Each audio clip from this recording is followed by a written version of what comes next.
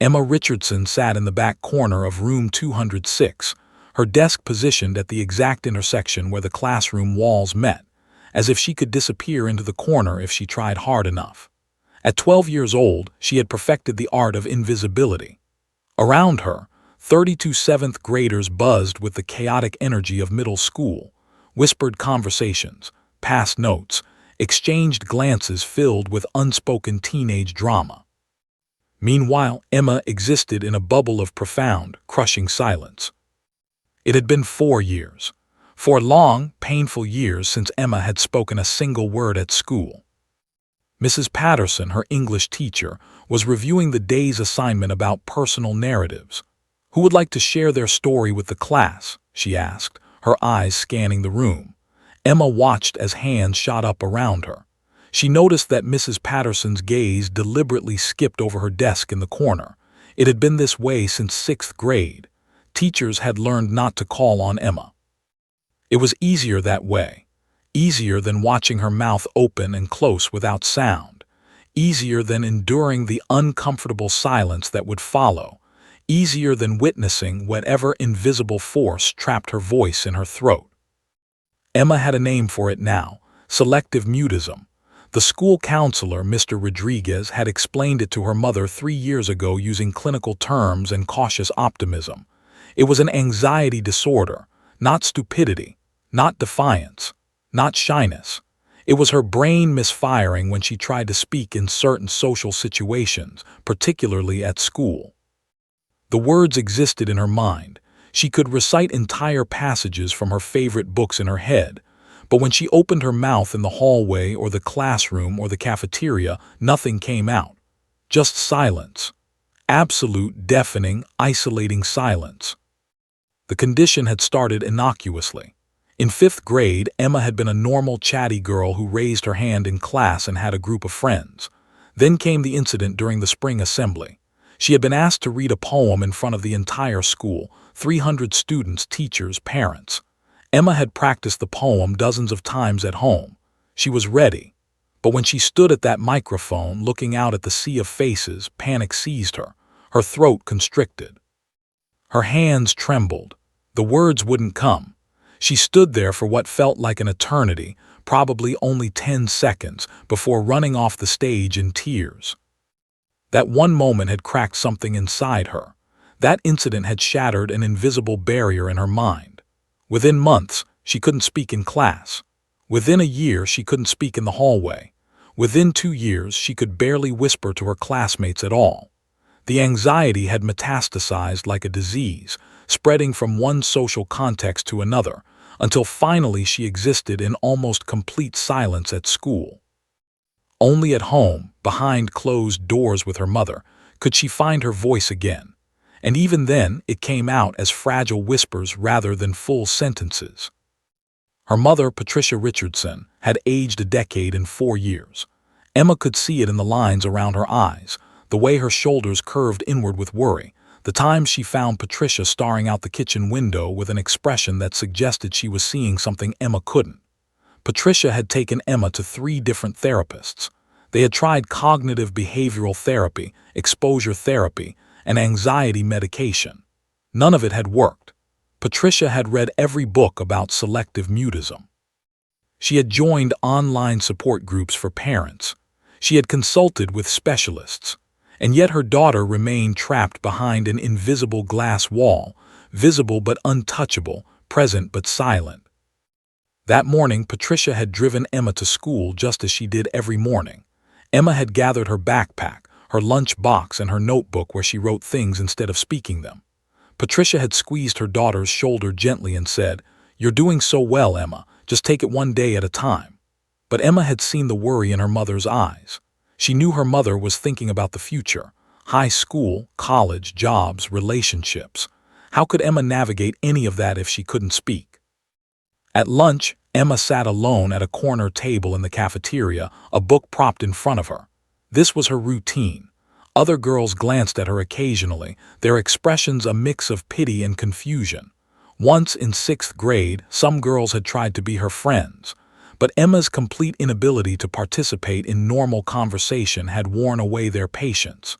She didn't laugh at their jokes. She didn't share gossip or secrets. She didn't ask them questions or listen with the verbal affirmations that made conversations flow. She was too exhausting to befriend. And so she had become the girl everyone knew but nobody really knew. During study hall, Emma sat in the library with her math textbook open. She was actually quite good at academics. When communication didn't require speaking, Emma excelled. She got A's and BS. She completed all her homework. She wrote brilliant essays, but grades felt meaningless when she couldn't advocate for herself, couldn't participate in class discussions, couldn't present her ideas to a group. In a few years, there would be presentations, group projects, oral exams. Emma's current trajectory led nowhere good.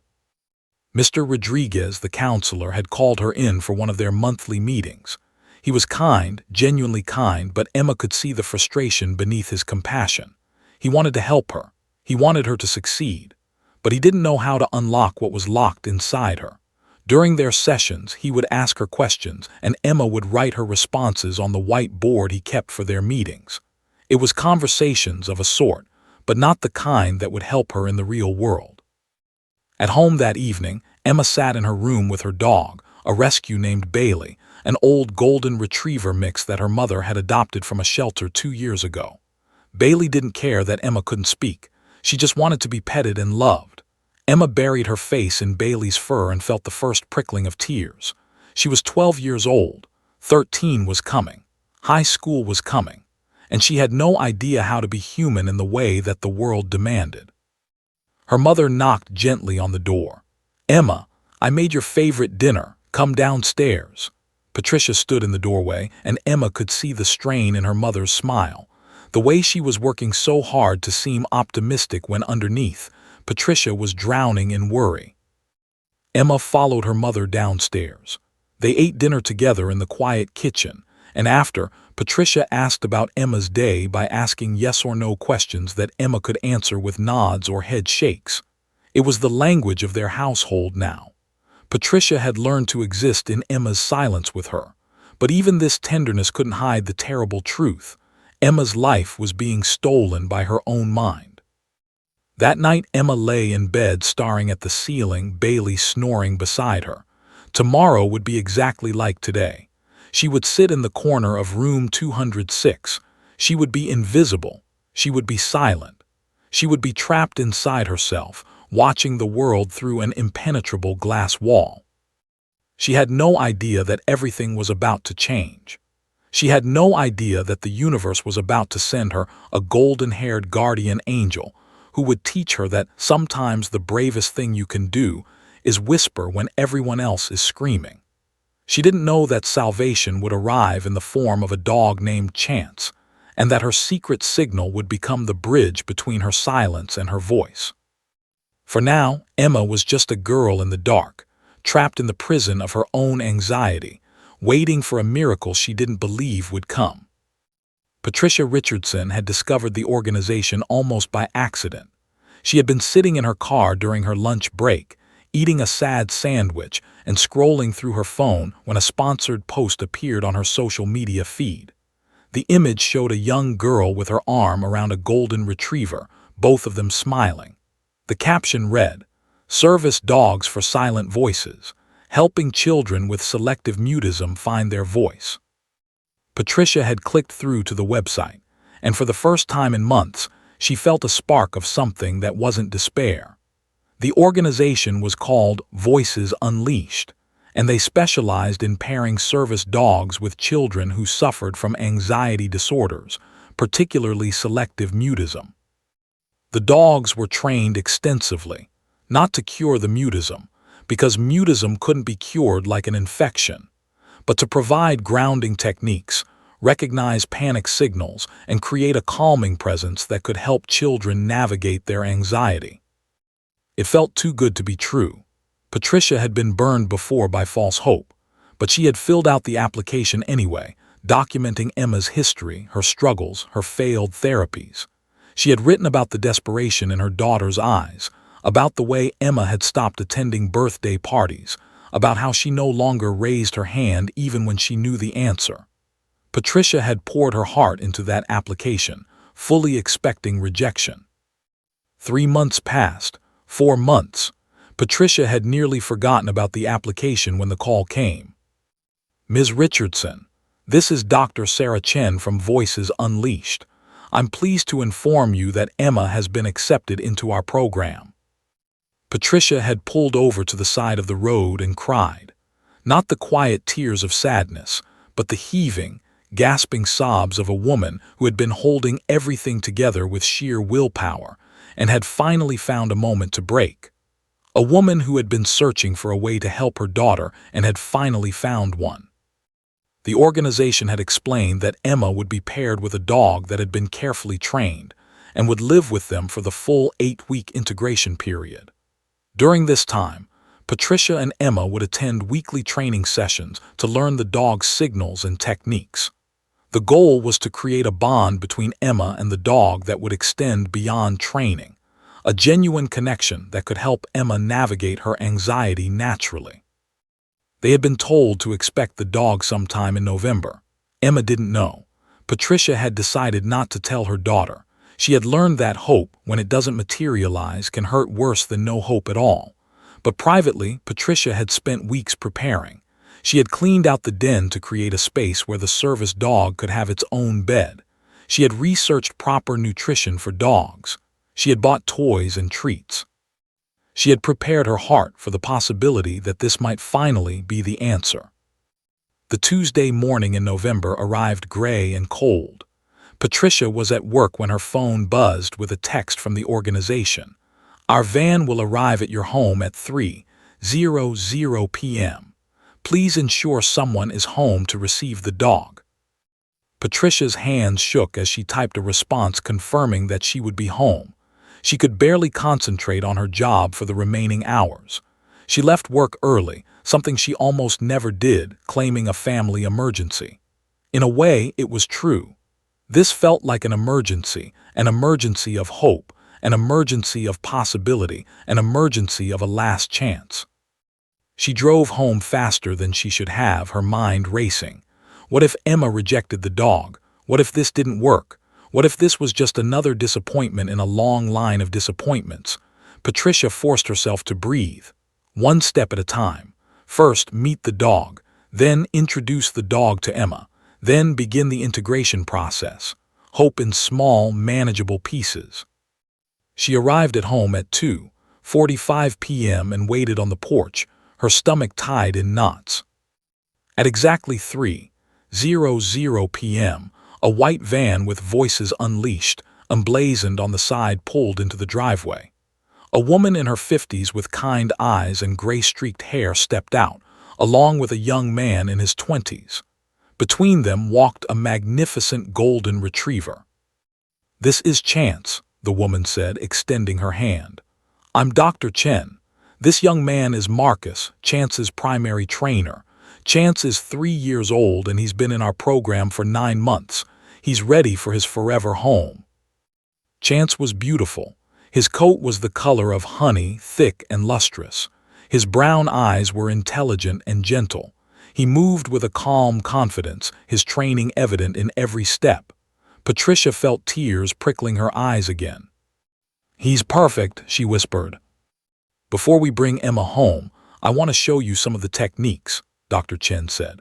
Over the next hour, Patricia learned how to recognize Chance's signals, how he would nudge her hand with his nose if he sensed rising anxiety, how he had been trained to do deep pressure therapy, lying his full weight across a person's lap to provide grounding during panic attacks, how he understood dozens of commands and gestures, how he could sense emotional distress before it became overwhelming. "But here's the most important thing," Dr. Chen said, kneeling down beside Chance and stroking his ears. "Chance isn't a cure. He's a tool. He's a companion. He's someone for Emma to trust when trust feels impossible. The real work, the courage, the breakthrough, that has to come from Emma. Chance will just help her get there." Patricia nodded, absorbing this. She had been so desperate for a magic solution that she had forgotten. There was no magic. There was only help, support, and Emma's own willingness to take small steps forward. At 8:30 p.m., Patricia and Dr. Chen drove to the school to pick up Emma. The girl emerged from the building with her backpack and her notebook, completely unaware that her life was about to shift on its axis. She got into the car, and Patricia's heart raced. "Emma, sweetheart, we have a surprise for you at home," Patricia said carefully. Emma looked at her mother with suspicion. Surprises in her world were usually terrifying. When they arrived home, Dr. Chen was waiting on the porch with Chance. Emma froze. Patricia watched her daughter's face cycle through emotions: confusion, fear, uncertainty, and finally, something that looked like caution. Chance was trained not to jump, not to overwhelm. He simply sat calmly, his tail wagging gently, his brown eyes watching Emma with infinite patience. He waited. He didn't approach. He didn't demand anything. He just existed, peaceful and present. Emma stood in the driveway for a long moment. Then slowly she took a step forward. Then another. She sat down on the grass, and Chance rose and walked over to her, pressing his warm body against her side. He didn't try to lick her face or jump on her. He simply leaned into her as if to say, "I know you're scared. I'm here anyway." Emma's shoulders relaxed slightly. For the first time in 4 years, Emma looked less trapped. In that moment, with a golden retriever warm against her side, Emma looked like a girl who might possibly, eventually find her way back to herself. Dr. Chen watched from the porch and smiled. "I think this is going to work," she said softly to Patricia.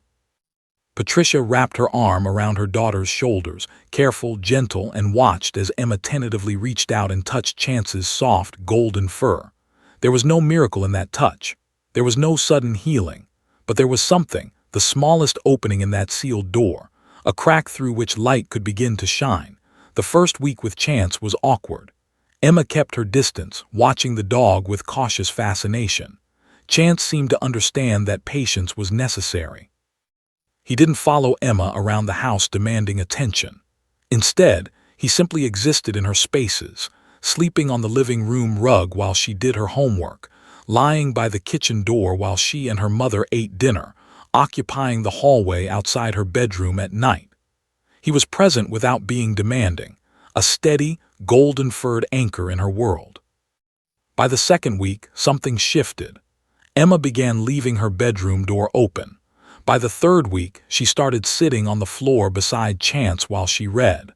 By the fourth week, Chance was sleeping at the foot of her bed, his warm bulk a comfort Emma hadn't known she needed. The training sessions with Dr. Chen continued weekly. Patricia and Emma learned commands: deep pressure, grounding hold, alert. They learned how to read Chance's body language, the subtle ways he communicated his observations, how he would tilt his head slightly when he sensed Emma's anxiety rising, how he would press his nose against her thigh when he wanted to initiate deep pressure therapy, how his tail wagging meant he recognized her increasing comfort. But something extraordinary began to happen outside the formal training. Emma and Chance were developing their own language, something unique and unscripted, something that existed only between them. It started in December during the week before Christmas. Emma was in the school hallway at lunch, walking with her lunchbox and her book, Chance by her side as always. A group of students came around the corner, the same girls who had tried to befriend Emma in 6th grade and had eventually given up. Emma felt her familiar anxiety rising, that tightening in her chest, the pressure in her throat. She knew she couldn't speak, couldn't engage, and the knowledge of her own inability always made the anxiety worse. But this time she had Chance. Emma's hand had dropped to her thigh, not consciously. Her fingers had simply found the fabric of her jeans and tapped 3 times, a small, repetitive motion. It was barely perceptible to anyone watching, but Chance had responded immediately. He pressed his full body weight against her leg, his solidness grounding her, his presence a physical reminder that she wasn't alone in her anxiety. The girls had smiled at her awkwardly and moved on. The moment of panic passed. That night Emma sat on her bed with Chance's head in her lap. She had been thinking about what happened in the hallway, about how her fingers had found that rhythm, 3 taps, and how Chance had understood exactly what she needed. She tried it again, gently, tapping her thigh 3 times. Chance's head came up. His brown eyes locked on hers. His ears pricked forward. Then, deliberately, he shifted his position and pressed his full weight across her lap, his muscular body creating that grounding sensation she had learned to crave. Emma's eyes widened. Her mother in the kitchen downstairs heard her daughter make a sound she hadn't made in years, a small, surprised laugh. Over the following weeks, Emma and Chance refined this signal. The 3 taps became their ritual, their private conversation that existed only between them. Emma began using it intentionally, no longer by accident but as a deliberate choice to communicate her anxiety to her canine companion. Before presentation days at school, Emma would tap 3 times on Chance's collar as they entered the building.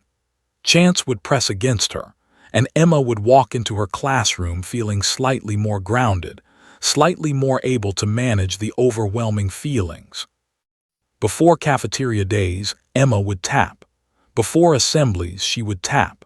Before any situation that triggered her anxiety, her fingers would find that rhythm, and Chance would respond with unwavering faithfulness. But it wasn't just about managing her anxiety. The ritual began to change something deeper in Emma's brain. Each time she used the signal, she was reminding herself that she wasn't helpless.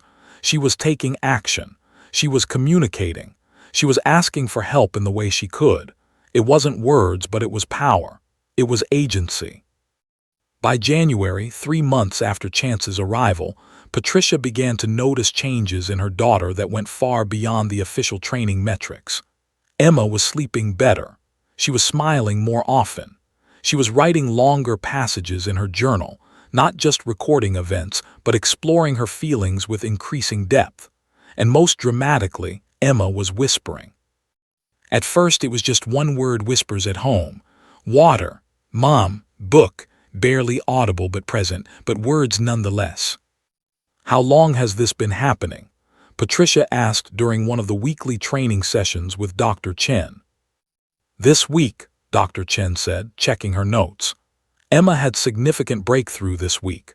Her anxiety scores are down 40% from baseline. She's using the grounding techniques independently. But more importantly, Dr. Chen paused, looking at Emma with genuine wonder. She's beginning to believe she has agency in her own recovery. Patricia watched as Emma and Chance sat together in the training room. Emma's hand rested on the dog's head, and while she didn't speak aloud, Patricia could see the communication happening between them. Her daughter and this golden dog had created something beautiful, a bridge between her silent world and the speaking world beyond. One evening in late January, Patricia found Emma in her room and something remarkable happened. Emma whispered, "Mom, I want to tell you something." Patricia's heart nearly stopped. Emma took a breath and continued in her fragile whisper, "Chance helps me. When I tap, he's there, and it makes me feel brave." She paused, and Patricia could see how much effort these words required. Like maybe I'm not so broken. Patricia sat down on her daughter's bed and pulled her close, careful not to overwhelm her with emotion. "You were never broken, sweetheart," Patricia whispered back. "You were just scared, and Chance helps you be brave enough to try. That's all any of us can do, try." Emma leaned into her mother, her fingers absently stroking Chance's ears. The dog remained calm and steady, as if he understood that he was witnessing something sacred, a mother and daughter reconnecting through the medium of a dog's unconditional love. By February, Emma had begun to whisper answers to her teachers when directly asked questions. Just 1 or 2 words, just barely audible, but the teachers heard her. For the first time in 4 years, Emma's voice, however quiet, was entering her school environment. The signal became automatic, something Emma didn't think about anymore. Before answering a question, she would tap. Once, twice, 3 times, and Chance would respond. And somehow, that grounding gave Emma the fraction of courage she needed to push 1 or 2 whispered words past her frozen throat. Patricia began to track the changes with a kind of amazed documentation. Her daughter was emerging from the silence, Not quickly, not completely, but measurably, noticeably, beautifully, Emma was finding her way back to herself. One afternoon in mid-February, Patricia picked Emma up from school and asked, "How was your day?" Emma didn't write her response. She didn't nod or shake her head. Instead, she whispered, actually whispered with more volume than before, "Good. Mrs. Patterson asked me a question about the book. I tapped and Chance pressed my leg, and I whispered the answer." Patricia had to pull over because she was crying too hard to drive safely. That night she called Dr. Chen. "I think it's working," Patricia said, her voice thick with emotion. "I think this is actually working." "It is working," Dr. Chen replied. "But remember, Chance is helping Emma access her own courage.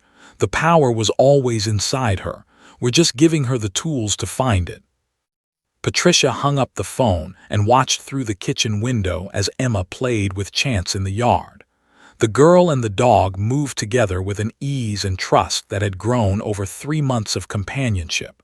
The girl who couldn't speak was learning to whisper. The girl who was invisible was learning to be seen. And it was all because one golden retriever had been patient enough to wait, faithful enough to show up, and intuitive enough to understand that sometimes all a person needs is the knowledge that someone, or some dog, believes in them completely. March had arrived with the false promise of spring. The weather was still cold, but there was a hint of warmth in the afternoon sun, and the trees were beginning to bud with the possibility of renewal. Emma had been walking through the hallway after third period, Chance by her side as always, when she decided to take a shortcut to her locker. It was a route she didn't usually take, down the less populated east hallway near the science wing. That's when it happened. Emma heard the shout first. Not the playful kind of shout that was common in school hallways, but something sharper, more aggressive. She rounded the corner near the biology classroom and froze. 3 boys, juniors, older and significantly larger than the 6th graders they were targeting, had cornered Marcus Chen at his locker. Marcus was small for his age, quiet, the kind of kid who kept his head down and tried not to be noticed. He was trying to do exactly that now, his shoulders hunched, his hands scrambling to close his locker. But the 3 boys weren't finished with him. "Hey, Marcus," one of them said, his voice dripping with mockery. His name was Kyle Garrett. Emma knew him vaguely. He was known for his cruelty, his ability to make people feel small. "I heard you got a C on the chemistry test. That's so sad. Are you even smart enough to be at this school?" Marcus didn't respond. He just tried to move away, but the second boy, whose name Emma didn't know, stepped in front of him, blocking his path. What happened next occurred in slow motion, and at lightning speed simultaneously. The third boy, tall and athletic, reached out and shoved Marcus hard. Not a playful push, but a violent shove that sent the smaller boy slamming back against the lockers. His books scattered across the floor. His glasses flew off his face and skittered across the hallway tiles. Emma heard the sickening crunch of the frames breaking. "That's for being such a loser," the tall boy said, and all 3 of them laughed. Marcus's face was pale, his eyes wide with shock and hurt. He reached down to grab his glasses with shaking hands. The 3 boys walked past Emma without seeming to notice her. She was good at being invisible. That skill, honed over 4 years of selective mutism, meant people often didn't really see her, even when she was standing right there. But Chance saw. The dog's body had tensed the moment the shove happened. His ears had pinned back. He had actually stepped slightly in front of Emma, as if to protect her from witnessing violence. Emma reached down and touched his collar, her fingers trembling. She walked over to Marcus, who was crouched on the floor, gathering his books with tears streaming down his face. Emma knelt beside him, still unable to speak, and began helping him collect his scattered papers. Marcus looked at her with surprise. The silent girl was acknowledging him, helping him, seeing him in his moment of vulnerability. "Thanks," he whispered. Emma nodded, her throat tight. She had seen something terrible. She had seen bullying in its pure, cruel form, and she knew with a sinking sensation in her stomach that she couldn't unsee it. The incident was reported when one of the science teachers found Marcus in the hallway, visibly shaken and missing his glasses. By the end of the school day, the entire administrative team knew what had happened. There would be an investigation, there would be consequences, and there would need to be witnesses. That evening, Principal Markham called Patricia. "Ms. Richardson, this is Principal Markham from the school. I'm calling to inform you that your daughter may have witnessed an incident involving bullying that occurred this afternoon. We're conducting a formal investigation, and we may need Emma to provide a statement about what she saw." Patricia's stomach dropped. She looked at Emma, who was sitting at the kitchen table with her homework spread out, Chance lying across her feet. "I see," Patricia said carefully. "Emma has selective mutism, as you may be aware. Speaking in formal situations is challenging for her." "Yes, I'm aware," Principal Markham said, and Patricia could hear sympathy in his voice. "But this is an important matter. 3 students bullied another student, and Emma may be the only witness. The victim, Marcus Chen, is too traumatized to remember specific details. Without Emma's account, we may not be able to take appropriate disciplinary action." After Patricia hung up the phone, she sat down at the kitchen table across from her daughter. Emma was already looking at her mother with anxiety in her eyes. She had heard enough to understand that something was wrong. "Emma," Patricia began, choosing her words carefully, "there was an incident at school today. You witnessed something that the school wants to talk to you about. They may want to ask you questions." Emma's face went pale. Patricia watched as her daughter's breathing quickened as she reached down and grabbed Chance's collar, her fingers beginning to tap. 1, 2, 3, the signal. Chance responded immediately, pressing his weight against Emma's legs, but even he couldn't completely dissolve the terror that was radiating from the girl. Over the next 2 weeks, the situation escalated. Principal Markham had called multiple times. There would be a formal hearing with a district judge. The 3 boys were being suspended pending the outcome of the investigation. Marcus's parents were considering whether to pursue further legal action, and Emma, silent, anxious Emma, held the key to determining the appropriate consequences. Patricia watched her daughter deteriorate under the weight of this responsibility. Emma had been making such progress. Her whispers had grown slightly louder. She had begun to participate more actively in school. But now, knowing that she would have to speak, that she would have to recount what she had witnessed, that people would be looking at her and demanding her words, Emma retreated back into herself. She stopped whispering at home. She stopped answering questions. She spent more time in her room, although she was always with Chance, her fingers constantly tapping their signal, the dog constantly grounding her. Dr. Chen came by the house to check on Emma's progress. She found a girl who looked like she had aged years in 2 weeks, dark circles under her eyes, weight loss, a return to the frozen panic that had characterized her pre-Chance existence. "Emma," Dr. Chen said gently, sitting down beside the girl and the dog, "I know this feels impossible, but I want you to know something. You've already done the hard part. You've already learned that you have a voice. You've already learned that you can speak even if it's a whisper. What they're asking you to do now, it's not harder than what you've already done. It's just different." But Emma wasn't convinced. In her mind, all the progress she had made was meaningless, because when it really mattered, when the stakes were highest, she was still broken. She still couldn't speak. She was still trapped. The night before the hearing, Patricia found Emma sitting on her bed, staring at nothing.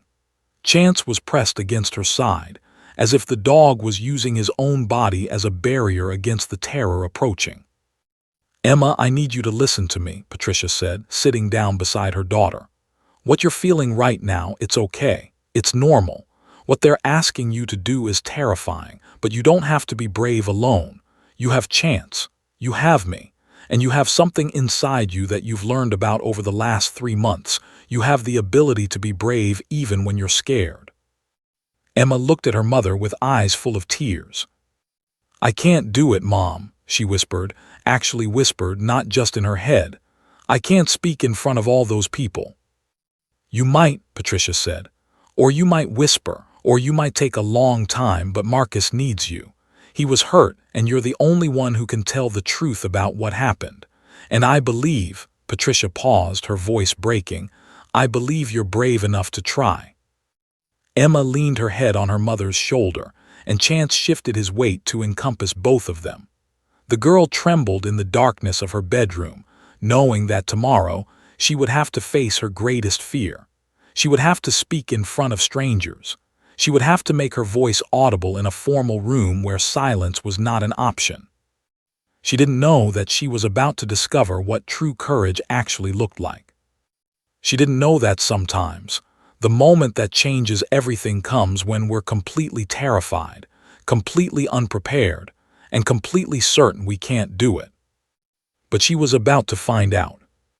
The hearing was scheduled for 10:00 a.m. on a cold, gray morning in late March.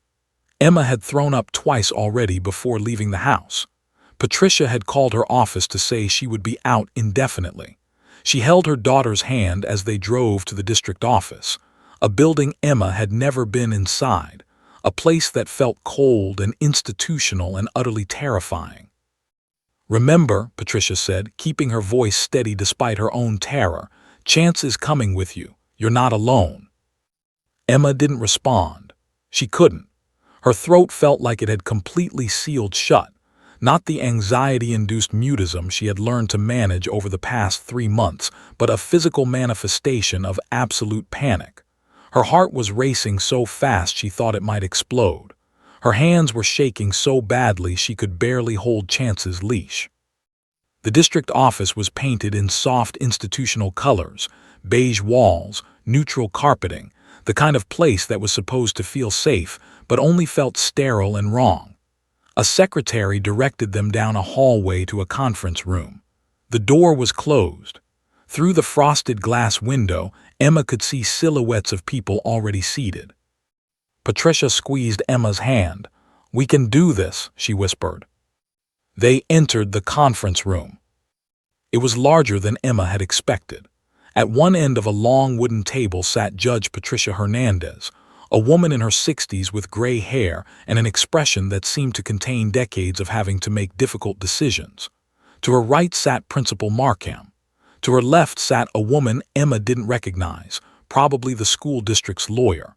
At the other end of the table sat the 3 boys, Kyle Garrett, Devin Martinez, and Thomas Wong. Their parents flanked them, looking angry and defensive. Between the 2 groups, looking small and fragile, sat Marcus Chen with his parents on either side of him. Emma's breath caught. All these people, all these eyes that would soon be looking at her, waiting for her to speak. Chance pressed against Emma's legs, sensing the spike in her anxiety.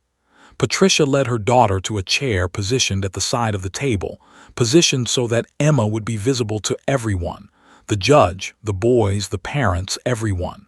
There was no hiding here. There was no corner to sit in and be invisible. Judge Hernandez looked at Emma with an expression that might have been compassionate, but it was hard to tell. Everything felt surreal and terrifying. "Good morning," the judge said. "I'm Judge Hernandez. I'm here to determine what happened on March 14th and to recommend appropriate consequences. Emma Richardson, is it correct that you were present in the hallway when an incident occurred involving Marcus Chen?" Emma's mouth went dry. She tried to nod, but even that simple gesture felt impossible. "I need you to answer verbally for the record," Judge Hernandez said, not unkindly. "Were you present when this incident occurred?" The room fell completely silent. Everyone was staring at Emma. She could feel the weight of their gazes like physical pressure. The 3 boys were smirking. They knew about Emma's mutism. They were betting she wouldn't be able to speak. They were betting she couldn't testify against them. Emma's hand dropped to Chance's collar. Her fingers trembled as she found their rhythm. 1 tap, 2 taps, 3 taps. Their secret signal. Chance didn't hesitate. He shifted his position and pressed his full body weight against Emma's legs, creating that grounding sensation that had become her lifeline. His warmth, his solid presence, his unwavering support, it anchored her to something real, something that believed in her when she didn't believe in herself. Emma closed her eyes. She thought about all the times over the past 3 months that she and Chance had practiced this moment. She thought about the hallway where she had first discovered that she could communicate with this dog.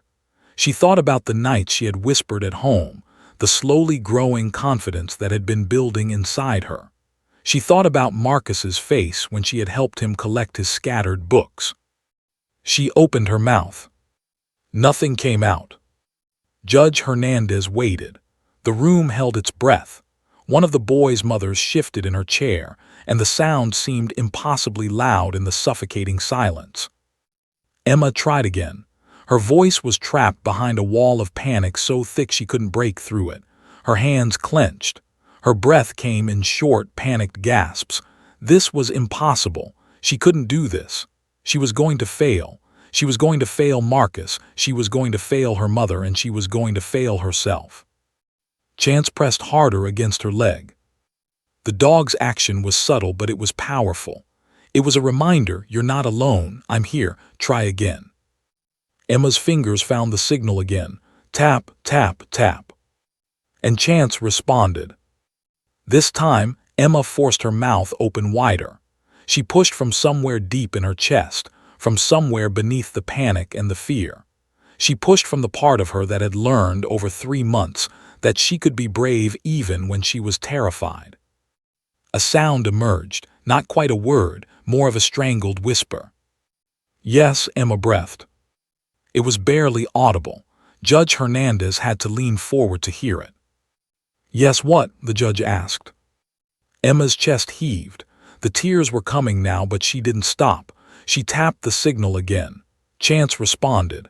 Emma forced the words out, one agonizing word at a time. I was. There, Emma whispered, each word feeling like it was being ripped from her throat. Marcus's mother began to cry quietly. Emma, I need you to tell me what you saw, Judge Hernandez said. Take your time, tell me what happened. Emma's hands were shaking so badly she could barely keep them on Chance's collar. The signal had become compulsive now. Tap, tap, tap, press. Tap, tap, tap, press. The dog and the girl were in their own rhythm, their own language, the only thing that stood between Emma and complete psychological collapse. I saw them, Emma whispered. Her voice was growing slightly imperceptibly, but it was growing. Saw Marcus at his locker. Go on, Judge Hernandez urged gently. The 3 boys, they said mean things, called him a loser. Emma's voice was still barely audible, but it was consistent now. Said something about chemistry test. The boys began a protest, but Judge Hernandez silenced them with a look. I need to hear what Emma observed, the judge said firmly. Continue, Emma. He tried to move away, Emma continued, her whispers coming slightly faster now as she warmed to the terrible story she was telling. The tall one, he pushed him, real hard, against the lockers. Emma paused, her eyes closing as she relived the moment. Chance remained pressed against her, his weight a physical anchor. His books fell, his glasses. They fell and broke, the frames broke. Emma's voice cracked with emotion. He was hurt, they hurt him, and they laughed about it. By now, tears were streaming down Emma's face. Patricia had her arm around her daughter's shoulders. Marcus was also crying, his parents holding him, listening to someone finally validate what had happened to him. Did you see all 3 boys do something to Marcus? Judge Hernandez asked. Emma nodded, then corrected herself verbally. Yes, they were all part of it. Can you identify them? The judge asked. Emma looked up and her eyes found the 3 boys. She had to point and speak their names. She had to make herself visible and heard and credible. With Chance pressed against her, with her mother's arm around her shoulders, with the knowledge that Marcus needed her to be brave, Emma did it. Kyle Garrett, He said the mean words, Emma whispered, pointing. Devin Martinez was the one who blocked the hallway, and Thomas Wong. He was the one who pushed him, really hard. The boys' faces went red. Their parents looked horrified. Emma slumped in her chair, completely exhausted. She had done it. She had actually spoken in front of all these people. She had testified. Her voice, however quiet, however fragile, had been heard. Judge Hernandez looked at Emma with an expression that had definitely shifted into something that resembled profound respect. "Thank you, Emma," the judge said. "That took courage, real courage. That was very important." Emma didn't respond. She couldn't. She simply sat there with Chance pressed against her, with her mother's arm around her, with tears streaming down her face, finally beginning to understand that sometimes courage doesn't look like being fearless. Sometimes it looks like being absolutely terrified and speaking anyway. Emma's mouth was dry. Her hands were shaking. But something had shifted in the moment when Chance pressed against her leg in response to her signal. Something had awakened inside her, a tiny spark of defiance against the fear that had controlled her for so long. "Can you tell me exactly what happened when you saw the boys approach Marcus?" Judge Hernandez asked, her voice gentle but clear. Emma's fingers found Chance's collar again. Tap, tap, tap, the signal, the ritual, the bridge between her silent world and the speaking world. Chance responded instantly, his weight pressing against her. Emma opened her mouth. This time the whisper came faster, more determined. "I was going to my locker," she began, each word requiring immense effort but emerging nonetheless. "The east hallway. I don't usually go that way, but I was taking a shortcut." The judge nodded, encouraging her to continue. "I heard shouting, angry shouting," Emma continued. Her voice was still barely above a whisper, but it had texture now. It had presence. "I turned the corner and I saw them." Emma paused, gathering herself. She tapped again. Chance pressed. The ritual sustained her.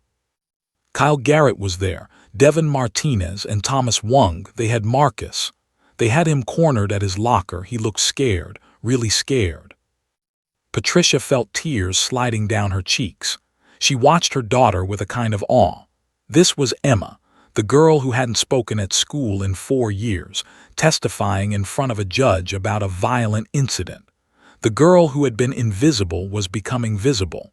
The girl whose voice had been locked away was learning to set it free. "What did they say to him?" Judge Hernandez prompted. Emma's voice was growing incrementally stronger with each sentence, as if the act of speaking was building a pathway that had been blocked for so long. As if by forcing words through her throat again and again, she was physically reshaping the architecture of her own fear. "Kyle said, he said Marcus was stupid, said he got a bad grade on a test, said he wasn't smart enough to be at the school." Emma's whisper carried an edge of indignation now. It was cruel. It was meant to be cruel. One of the boys' mothers started to object, but Judge Hernandez held up her hand. "Let her finish," the judge said firmly. Emma tapped the signal again. Chance pressed. The ritual continued its sacred rhythm. Then Devin blocked the hallway. Marcus tried to move away, but Devin wouldn't let him pass. He was blocking him on purpose, trapping him. Emma's whisper grew slightly louder. And then Thomas pushed him, really hard. He didn't just push him, he shoved him into the lockers. Emma's eyes had closed as she relived the moment. Her voice wavered slightly, but it continued. "Marcus's books fell everywhere. His glasses fell and the frames broke. I heard them crack. He was hurt and scared, and his glasses were broken, and they were laughing. They were laughing at him." The room was completely silent. Everyone was leaning forward, straining to hear Emma's words. What had started as barely audible whispers was gradually becoming a clear narrative. Emma wasn't speaking loudly. Her voice would never be loud in this moment, but she was speaking. She was testifying. She was being heard. "How did Marcus react?" the judge asked. Emma tapped again. Chance pressed. The signal had become automatic now. no longer a desperate gesture but a natural rhythm that carried her forward. He was crying. He picked up his glasses and his hands were shaking. He looked so hurt, not just physically but emotionally, like they had broken something inside him too, not just his glasses. Marcus began to cry again, quietly, his mother rubbing his back. "Did the boys say anything else after they pushed him?" Judge Hernandez asked. They just walked away, like it was funny, like what they did was nothing." Emma's whisper had developed a fierce quality now. "But it wasn't nothing. It was mean and it was wrong, and they knew exactly what they were doing." Emma paused and Patricia held her breath, waiting to see if her daughter could continue. But Emma's fingers found the signal one more time. Tap, tap, tap. And Chance, faithful and steady, pressed against her. "There was nothing accidental about it," Emma continued, and her voice had grown to an almost normal volume now, still quiet, still fragile, but genuinely audible, genuinely present. "They targeted him. They cornered him. They humiliated him. And they hurt him." The transformation happening in real time was undeniable. With each answer, Emma's voice was becoming less of a whisper and more of a presence in the room. The girl who couldn't speak was speaking. The girl who was invisible was becoming seen. "Did you recognize any of the language they used?" Judge Hernandez asked. Emma nodded, then remembered to speak verbally. "Yes, Kyle called him a loser. He said Marcus wasn't smart enough. Devin didn't say much. He just blocked the hallway and seemed to enjoy it. Thomas is the one who actually did the pushing, but they were all part of it. They were all working together." Judge Hernandez made notes. Emma watched the judge write down her words, the words that had taken 4 years to unlock, the words that were now flowing from her mouth with increasing fluency. "Emma, I want to ask you something important," the judge said, looking directly at the girl. "Do you feel afraid of testifying against these boys?" Emma didn't hesitate. She tapped the signal one last time. Chance pressed against her.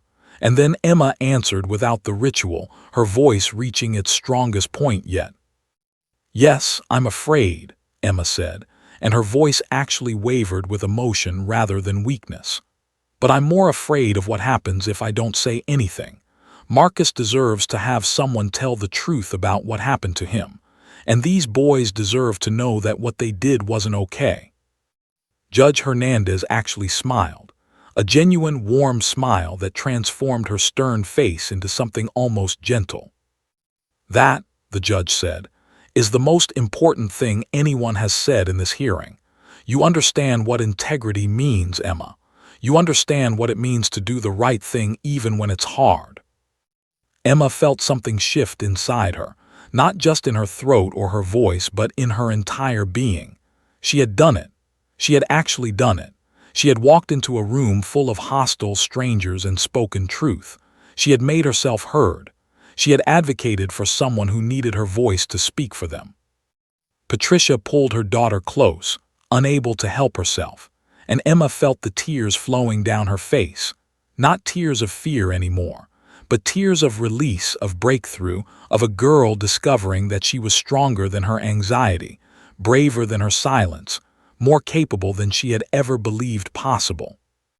Chance remained pressed against Emma's legs, his tail wagging slowly, his brown eyes fixed on his girl with absolute pride. The judge was still looking at Emma with an expression of profound respect. "I have one more question," Judge Hernandez said. "In your opinion, did these 3 boys know that what they were doing was wrong?" Emma didn't need to tap the signal anymore. Her voice came out clear and steady and true. "Yes," Emma said. "They knew. That's why they did it when teachers weren't around.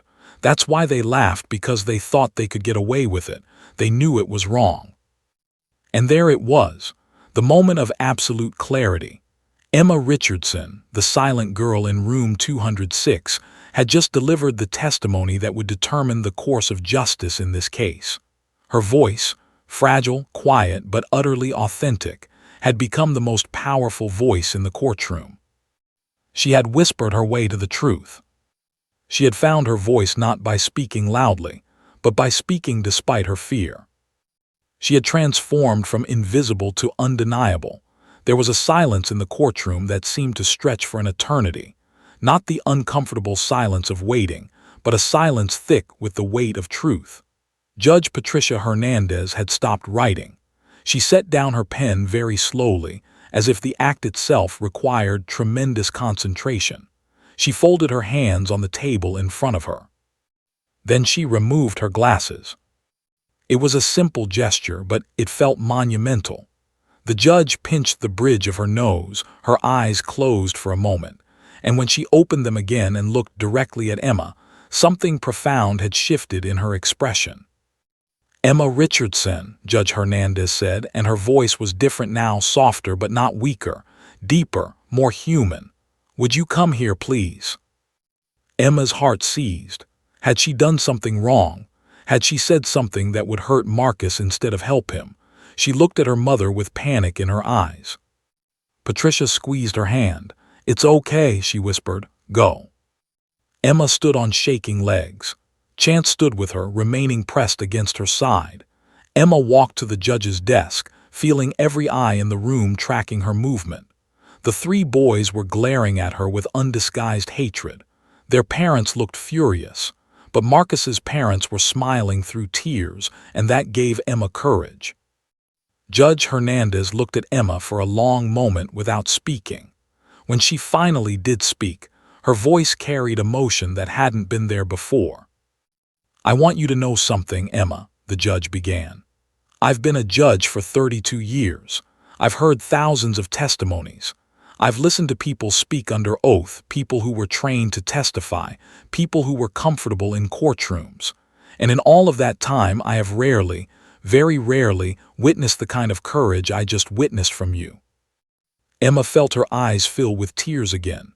Patricia was crying openly now, her hand covering her mouth. "You came into this room terrified," Judge Hernandez continued. "I could see your fear. I could hear it in the way your voice trembled. You had every reason to stay silent. You had every reason to make this impossible for yourself. And yet you chose to speak. You chose to tell the truth. You chose to do the hard thing because it was right." The judge stood up, and Emma instinctively stepped back, but Judge Hernandez simply extended her hand. "I'm shaking your hand," the judge said, "because you have shown me what real courage looks like. Not the absence of fear, not the pretense of bravery, but the choice to speak truth despite being absolutely terrified. That is integrity. That is character. That is the kind of person this world desperately needs." Emma shook the judge's hand, and the woman's grip was warm and firm and full of genuine respect. When Emma looked up into Judge Hernandez's eyes, she saw something there that she had never really seen before in the eyes of an adult who wasn't her mother. She saw belief. Complete, unwavering belief in her. Judge Hernandez released Emma's hand and turned to address the entire room. "I need to be clear about what I witnessed here today," the judge said, her voice carrying the weight of her authority and her conviction. "I witnessed a deliberate, premeditated attack on a vulnerable student. I witnessed 3 young men who believed they could harm another person without consequences. And I witnessed their belief being challenged by a girl who was even more vulnerable, a girl with a legitimate disability that prevented her from speaking in most social situations, who found the courage to speak anyway." The judge's eyes moved to Chance, and she paused, studying the dog with an expression that suggested she understood the significance of his presence. "I also witnessed something remarkable about human connection," Judge Hernandez continued. "This young woman doesn't have a disability that makes her less than. She has a challenge that, when met with the right support, reveals just how strong she actually is. The service dog at her side isn't a crutch. He's a bridge. He's a reminder that courage often comes not from within ourselves alone, but from the connections we form with others who believe in us." She turned back to Emma. "I need to ask you one more thing, and I need you to be completely honest with me. Did you tell me the truth today?" "Yes," Emma said, and her voice was steady and clear and true. Every word, the judge asked. Every word, Emma confirmed. Judge Hernandez nodded solemnly. Then she turned her attention to the three boys and their parents, and her expression hardened into something steely and unforgiving. Kyle Garrett, Devin Martinez, and Thomas Wong, the judge said, addressing each boy directly. You were brought before me because of allegations that you engaged in bullying behavior that resulted in physical harm to another student. Those allegations have been confirmed by credible testimony. You targeted a younger, smaller student. You verbally harassed him. You physically assaulted him. And you did all of this believing you would face no consequences. The boys' faces had gone pale. One of their mothers started to speak, but the judge silenced her with a look. What you did was not a prank, Judge Hernandez continued. What you did was not boys being boys. What you did was violent, deliberate, and cruel. And in the eyes of this court, you will be held accountable. The judge outlined the consequences. All three boys were being suspended from school for the remainder of the academic year. They were being referred to the district's restorative justice program, which would require them to apologize directly to Marcus and to complete community service focused on anti-bullying education. Their families were being required to pay for Marcus's medical expenses, including the replacement of his glasses. And there would be an official record of this incident in their school files, which would be considered in any future disciplinary matters. Furthermore, Judge Hernandez said, I am strongly recommending that this case be referred to the police department for potential criminal charges of assault. That determination will be made by the district attorney, not by me. But I want you to understand that your actions have consequences that extend beyond this school. Kyle's mother actually gasped. Devin's father put his head in his hands. Thomas simply looked shell-shocked. This hearing is concluded, Judge Hernandez said, striking her gavel once against the desk. But before anyone could move, she spoke again. Emma, I'd like to speak with you for a moment before you leave, the judge said. Patricia hesitated, but Judge Hernandez assured her, just a moment, with your permission as her mother, of course. Patricia nodded, and Emma found herself alone with the judge while everyone else filed out of the courtroom. Chance remained at her side, his presence solid and comforting. I want you to know something, Judge Hernandez said, kneeling slightly so she could be at eye level with Emma. What you did today, it's going to matter far beyond this courtroom. Marcus will recover from this incident because someone stood up for him. And other students, when they hear about what happened here, will know that bullying has consequences. You did that. Your voice did that. Emma felt tears spilling down her cheeks again. I also want you to know that the things you're struggling with don't define your worth, the judge continued. I deal with adults who stand in front of me and lie under oath. I deal with people who have every privilege and opportunity and who still choose to hurt others. And then I have a 12-year-old girl who has a legitimate anxiety disorder walk in here and speak pure, unfiltered truth. That tells me everything I need to know about your character. Judge Hernandez reached down and gently stroked Chance's head. And this companion of yours, he knew. He knew exactly what you needed. That kind of intuitive understanding is rare and precious. Hold on to it. When Emma left the courtroom, she felt different. Not transformed completely, her anxiety was still there, her selective mutism was still a challenge she would have to manage, but something fundamental had shifted. She had spoken. She had been heard. And in being heard, she had discovered that her voice mattered. Marcus was waiting in the hallway. His parents had allowed him to stay. When he saw Emma, he walked up to her and, without saying a word, pulled her into a hug. Thank you, he whispered. Thank you so much. Emma hugged him back, and for the first time she whispered something back to him. You're welcome. The news of the hearing spread through the school like wildfire, but not in the way Emma had feared. Within a week, everyone knew that the three boys had been suspended, that there would be criminal charges, that a girl with selective mutism had testified and changed the outcome of a bullying case. But more than that, people began to see Emma differently. Students who had previously ignored her in the hallways started to acknowledge her with nods or quiet waves. Teachers called on her more gently in class, creating space for her whispered answers. And when she did speak, however quietly people listened, they leaned in. They took her seriously, because they had learned that Emma's silence wasn't a statement of nothing. It was a statement of something profound. It was a statement of caution, of thought, of carefully considered words.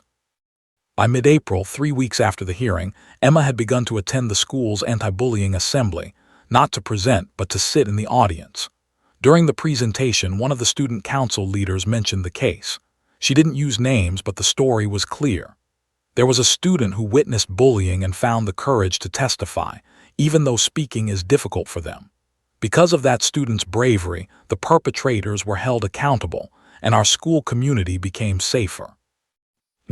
Emma felt her mother's hand squeeze hers. Patricia was sitting beside her, tears streaming down her face. What Emma didn't know was that the student council leader was talking about her, with her permission, in a way that respected her privacy but honored her story. And as the girl spoke, students throughout the auditorium were learning what Emma had learned. That courage isn't always loud, that bravery often whispers, and that one person's willingness to speak up can change everything. By May, Emma's anxiety scores had dropped another 30%. Dr. Chen noted during their final training session that Emma no longer needed the ritual of the signal as much. She could use it when she needed grounding, but increasingly, she was finding her voice without it. "You've learned something important," Dr. Chen told Emma. "The signal was a tool to help you access what was already inside you, but the voice, that was always yours. Chance helped you find it, but he didn't give it to you. You discovered it yourself." Emma nodded, absorbing this. She was beginning to understand that Chance wasn't saving her so much as helping her save herself. The dog was a mirror reflecting back her own strength. School presentations became less terrifying. Emma still whispered, but her whispers had developed confidence. In June, she gave a brief presentation about service dogs to her entire 7th grade class. Her voice trembled slightly, but it carried through the room. When she finished, the class actually applauded. One girl in the back, one of the girls who had originally tried to be Emma's friend, raised her hand and asked, "Can I pet Chance?" Emma's face broke into a genuine smile. "Of course," she whispered. Chance, ever the diplomat, allowed himself to be surrounded by curious 7th graders, his tail wagging, his patient brown eyes full of love for everyone in the room. Emma watched, realizing that Chance had done more than help her. He had given her a way to connect with her peers. Having a service dog made her interesting. It gave people a reason to approach her, to ask questions, to see her as someone special rather than someone broken.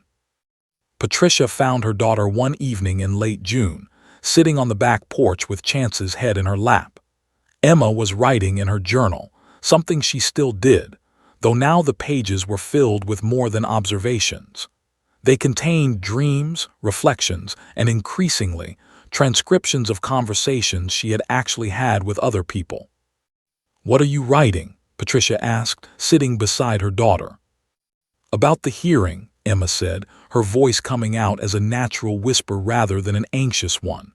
"About how scared I was, and how Chance helped me, and how the judge said my voice mattered." Patricia put her arm around her daughter. "Your voice has always mattered, sweetheart. You just needed help learning that."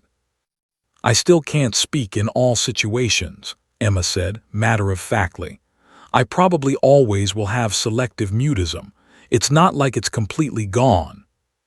"No," Patricia agreed. "But you've learned how to live with it, haven't you? You've learned that it doesn't define you." Emma nodded, stroking Chance's soft fur. "I'm going to ask Dr. Chen if there are other kids like me who might need help. Maybe I could be a mentor or something." Patricia felt tears prickling her eyes. Her daughter was no longer seeing herself as a victim of her anxiety disorder. She was seeing herself as someone with lived experience, someone who could help others navigate the same struggle. By July, Emma had begun corresponding with Marcus. They sent letters back and forth, Emma's written, Marcus's handwritten. They had never been friends exactly, but now they shared something that bound them together.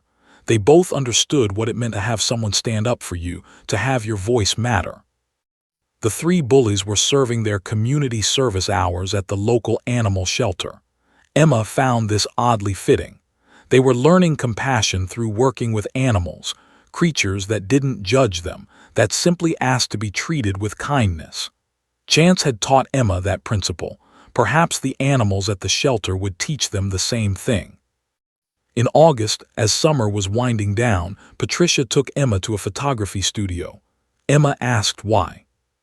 "I want to capture this moment," Patricia said.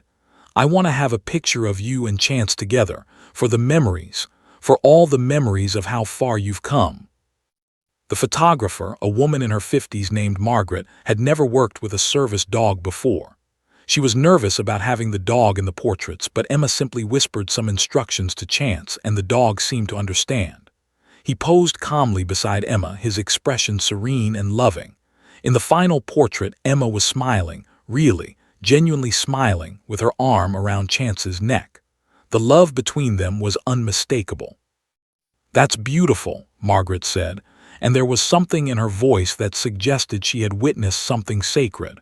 "That's a girl and her best friend."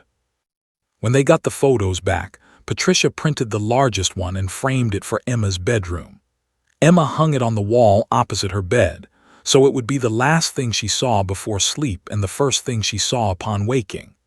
Every morning, she would wake up to that image of herself with Chance, a daily reminder of what she had learned, that she was strong, that she was brave, and that she was never alone.